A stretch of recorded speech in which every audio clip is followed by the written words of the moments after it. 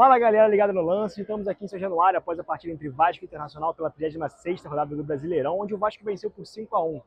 E desde o primeiro minuto o Vasco dominou a partida. Logo no começo, Andrés Gomes roubou uma bola pela esquerda do Aguirre, invadiu a área, fez uma bela jogada, bateu no gol e botou o Vasco na frente logo aos 2 minutos.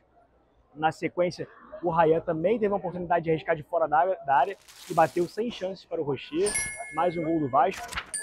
E aí o jogo foi, o Vasco controlou as ações do jogo, foi chegando, o Coutinho chegou a botar uma bola na trave, quase marcando o terceiro gol.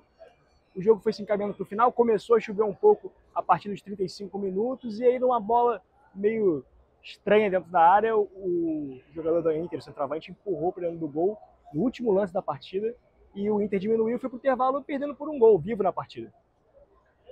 Foi então que a chuva aumentou muito, o jogo ficou parado por mais de 1h30, o árbitro tentou dar prosseguimento à partida, ele queria dar prosseguimento à partida, os times não tinham essa vontade de retornar por uma questão de integridade física dos jogadores, havia até um consenso entre as duas partes de que não seria o melhor retornar naquele momento, mas o árbitro foi duro e resolveu retomar a partida, e no retorno, logo no começo na volta do jogo, Rayan já fez mais um, botou o terceiro gol e basicamente decidiu o jogo. Aquele gol freou qualquer esperança de reação do Internacional e o Vasco ficou mais tranquilo na partida e continuou dominando o jogo. O Vasco teve mais uma oportunidade de fazer o quarto gol e o Barros foi lá e não desperdiçou numa bola cruzada.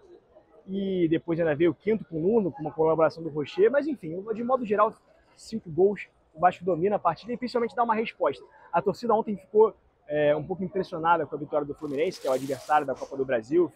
O Vasco vinha numa sequência de 5 derrotas, então não sabia, jogando muito mal, então não sabia o que se esperar. E o Vasco foi hoje em campo e deu uma resposta à altura do seu rival da Copa do Brasil. Com a vitória, o Vasco chegou a 45 pontos e basicamente não tem mais chance de ser rebaixado. Por outro lado também, apesar de você não se preocupar mais com o rebaixamento, o Vasco está a 3 pontos apenas da 8ª colocação.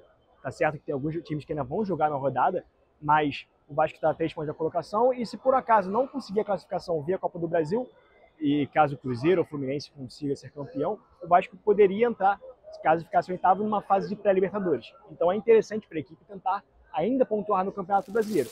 Mas a questão de rebaixamento já não aflige tanto. O Vasco volta a campo agora na próxima terça-feira para enfrentar o Mirassol, uma das sensações do campeonato, uma das surpresas. O jogo promete ser complicado, mas vai ser em São Januário e o Vasco mais uma vez vai ter o apoio de sua torcida.